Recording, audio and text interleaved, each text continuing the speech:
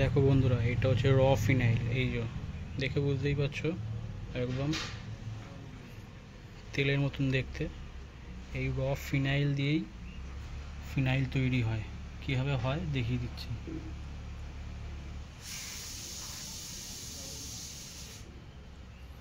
এই ফিনাইলটা ঢাললাম, একদম র, দেখতেই পাচ্ছ।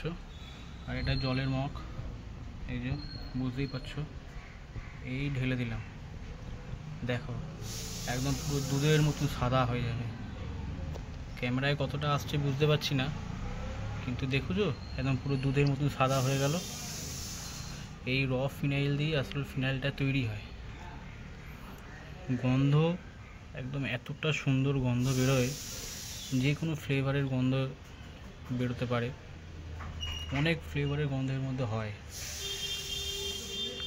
তবে যেহেতু এটা মেডিকেল পারপাস, তাই একটুখানি ভালো গন্ধই। আর ঘরে ইউজ করার জন্য এটা খুব ভালো, খুবই ভালো। ঘরে, অফিসে, যে কোনো জায়গাতে ইউজ করার জন্য এটা খুব কাজে দেয়। দেখেছেন? এই দেখুন, একদম জল নয় কিন্তু। আমি কতটা ক্যামেরায় আসছে বুঝতে পারছি না। হ্যাঁ, এটা যত আরও জল দিলে আরও হবে। দেখুন, এখনও দেখুন র আছে, দেখেছেন? এই দেখুন। তো এইভাবেই ফিনাইল তৈরি হয়।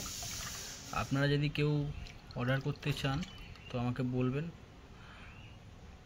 আমরা এখন র ফিনাইল অর্ডার করছি, র ফিনাইলে অর্ডার নিচ্ছি।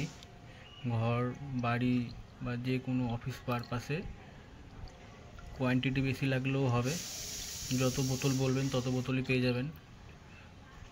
আর যারা 1-2 পিস বলবেন তারা 1-2 পিসও পেয়ে যাবেন। ছোট বড়। এই দেখুন, আমি ঢেলে দেখিয়ে দিচ্ছি। দেখুন, দেখেছেন কতটা র হলো? সো এরকমভাবেই র ফিনাইল তৈরি হয়। কেউ যদি অর্ডার করতে চান তো আমাকে বলতে পারেন। কমেন্টে অর্ডার করবেন।